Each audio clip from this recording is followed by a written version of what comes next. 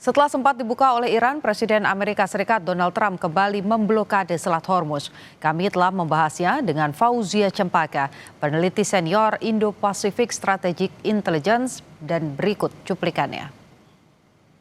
Sebenarnya Iran ini sudah dalam tanda kutip melunak, sudah mau mengikuti apa yang diminta oleh Trump untuk membuka Selat Hormuz. Tapi kenapa Donald Trump tetap pada prinsipnya untuk melakukan blokade di Selat Hormuz? Apa pertimbangan dari Donald Trump sebenarnya? Tentu kita tahu bahwa dalam konteks gencatan senjata hingga tanggal 22 April hari Rabu depan ini adalah bentuk reposisi bagi kedua belah pihak, baik Amerika Serikat maupun Iran. Dalam konteks ini kita lihat memang Iran selalu bersikap resiprokal. Maksudnya adalah hanya melakukan balasan terhadap apa yang dilakukan oleh Amerika Serikat. Dan kemarin kita lihat pada tanggal 17 April Menlu Iran yaitu Abbas Araghchi mengumumkan bahwa Selat Hormuz ini sepenuhnya terbuka untuk kapal-kapal yang sifatnya komersil, dan bahkan harga Brent crude oil atau minyak Brent ini langsung anjlok begitu, lebih dari 10% turunnya hingga ke angka hampir normal di angka 80-an dolar per barel. Nah, kita lihat bagaimana sebenarnya dampaknya sangat luas begitu ya. Nah, tapi kita juga lihat bahwa kurang dari 24 jam ini salah satu atau dua kapal yang dimiliki oleh India ini mendapatkan serangan dari kapal kecil yang dimiliki oleh IRGC. Nah, tentu kita juga tahu Mas bahwa dalam konteks ini ada dua sebab menurut saya mengapa hal ini terjadi. Yang pertama adalah aspek operasional, yaitu dalam konteks ini, dalam aspek operasional kita tahu bahwa IRGC tidak serta-merta berkoordinasi maupun menerima komando dari Kementerian Luar Negeri ataupun aspek-aspek operasional, aspek-aspek strategis diplomatik lainnya. Tapi justru menerima signal atau komando dari yang sifatnya dari IRGC, bahkan mungkin yang lebih memiliki kontrol terhadap IRGC lebih dekat pada Galibaf yang dulu merupakan komandan IRGC dibandingkan misalnya Araghchi begitu. Itu yang pertama. Yang kedua, kita juga bisa lihat bagaimana statement Donald Trump yang menyampaikan melalui paparan atau press release begitu, bahwa tetap akan melakukan blokade yang sifatnya menutup dan hanya pada port atau pelabuhan-pelabuhan Iran. Nah, ini tentu juga menunjukkan, kita tadi kembali ke statement pertama bahwa Iran ini sifatnya resiprokal, tentu dengan adanya kemungkinan ataupun statement argumen bahwa Amerika Serikat ini menutup sebagian Gulf of Oman gitu ya, sebagian besar Gulf of Oman, dan bahkan kita dengar juga mendatangkan kapal yang lebih banyak dari sebelumnya yang sifatnya hanya sebelumnya infonya hanya sekitar 50.000 pasukan, dan juga kapalnya sekitar 9 bergerak, ada 3 kapal baru yang bergerak juga dari Afrika menuju ke Timur Tengah, bahkan menambah military build up yang terjadi di Timur Tengah. Nah, ini dua hal ini Mas Imron yang menurut saya akhirnya mengakibatkan reciprocal aksi atau reciprocal action atau aksi reciprocal dari Iran yang akhirnya menutup kembali oleh IRGC dari konteks ini, yang menunjukkan bagaimana pentingnya choke point Selat Hormuz ini bagi keberlangsungan deeskalasi maupun eskalasi dari perang antara Amerika Serikat, Israel, dan juga Iran, Mas Imron. Lantas adakah peluang untuk terciptanya perundingan lanjutan sebagai deeskalasi konflik? Berikut cuplikan dialog kami dengan Fauzia Cempaka, peneliti senior Indo-Pacific Strategic Intelligence di program Kompas Siang.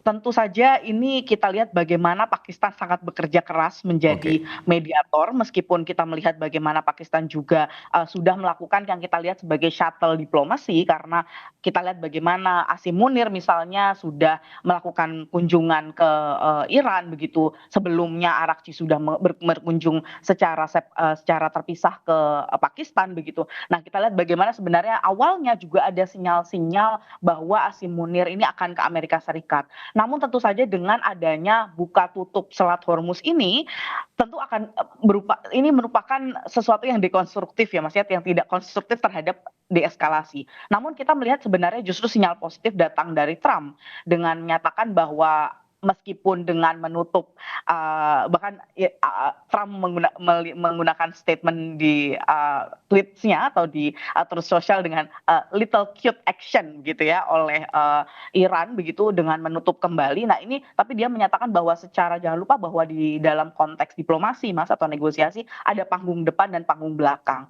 Di panggung depan tentu saja yang harus diyakinkan adalah masyarakat domestik, di mana tentu kedua belah pihak tidak boleh dengan mudah memberikan konsesinya. Nah, baik Iran maupun Amerika Serikat. Sedangkan panggung belakang, tentu saja kedua belah pihak ingin segera memasuki exit ramp atau jalan keluar yang tentu dapat menguntungkan keduanya meskipun kita lihat sudah korban jiwa sudah besar, korban infrastruktur pun sangat besar begitu dan kita lihat bagaimana Pakistan masih juga menanggapi secara aktif untuk memfasilitasi putaran kedua di Islamabad.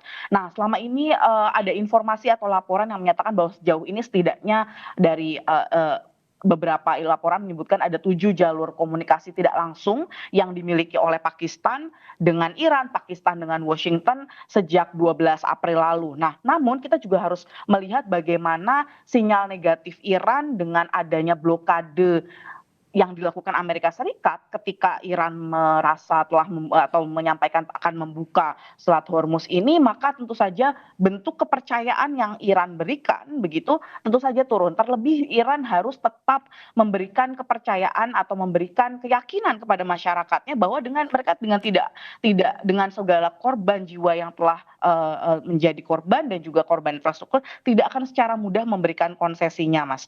Nah, ini goodwill atau keinginan baik antara kedua belah pihak ini tentu akan sangat ditunggu dan saya rasa ada 2 hal yang bisa menjadi jalan keluar terhadap kesepakatan negosiasi, yaitu yang pertama adalah Iran memberikan membuka kembali Selat Hormuz seperti yang dilakukan Arakci pada hari Jumat lalu, itu yang pertama. Dan kedua tentu saja Amerika Serikat menangguhkan blokadenya yang sementara ini karena memang tidak memberikan dampak konstruktif terhadap deeskalasi dan bahkan kita lihat bagaimana statement yang disampaikan oleh Prancis misalnya yang menyatakan bahwa ini adalah bentuk bentuk eskalasi yang sangat berbahaya, yang sangat bentuk deeskalasi yang rapuh begitu dan tentu saja bisa memberikan keraguan untuk melakukan negosiasi tahap lanjutan yang waktunya tinggal sebentar lagi, Mas, karena Donald Trump pun menyatakan bahwa mungkin saja Amerika Serikat tidak memperpanjang gencatan senjata ini, Mas Imron. Oke, kita akan lihat bagaimana tadi Anda katakan kerja keras pihak atau negara yang akan menjadi mediator untuk memfasilitasi perundingan tahap selanjutnya begitu ya, kalau memang ada. Dengan adanya insiden penembakan kapal dan pendanaan ketat dari Iran begitu ya, apakah resiko konflik terbuka akan semakin besar, Mbak Cepaka? Betul, Mas Imron. Saya khawatir ini akan meluas tidak hanya terkait dengan dampak Amerika Serikat dan Iran saja, tapi juga bagaimana sudah ada statement atau serangan terhadap kita tahu 2 kapal India yang ditembaki di Selat Hormuz setelah Iran menutup kembali jalur tersebut ini India sudah memanggil duta besar Iran atas insiden ini. Nah, ini sebenarnya langkah diplomatik yang langka dan serius dari New Delhi begitu ya karena kita lihat ini bagaimana sebenarnya India juga ingin menjaga hubungan baik dengan Teheran meskipun selama ini kita lihat bagaimana pada awal terjadinya konflik ini atau perang ini misalnya satu kapal yang isinya adalah para angkatan laut Iran yang waktu itu baru selesai berlatih di India misalnya terkena tembak gitu ya, terkena serangan misil dari Amerika Serikat. Nah, ini kita lihat bagaimana pasca kejadian itu pun tidak ada ketegangan yang terlalu tinggi antara kedua belah pihak, bahkan kapal India pun bisa berhasil lewat selama 45 hari ini gitu ya. Tapi kita lihat bagaimana dengan dipanggilnya duta besar Iran atas insiden ini menunjukkan bagaimana eskalasi ini tidak hanya akan terjadi pada negara-negara yang terlibat begitu ya, yaitu Amerika Serikat, Iran dan juga Israel misalnya, tapi juga akan semakin meluas jika konflik ini terus tereskalasi, Mas. Tentu karena kita lihat bagaimana kepentingan nasional negara-negara juga akan semakin terpengaruh begitu. Tidak hanya kepentingan nasional yang sifatnya militer atau bahkan yang sifatnya aset-aset begitu ya, aset-aset ekonomi, tapi juga kepentingan-kepentingan lain yang kita tahu ini semakin lama konflik ini berjalan tentu kepentingan nasionalnya ini akan semakin terhimpit dan waktu negosiasinya semakin sempit, Mas. Eskalasi di Timur Tengah, saudara, akan kami sampaikan usai jeda.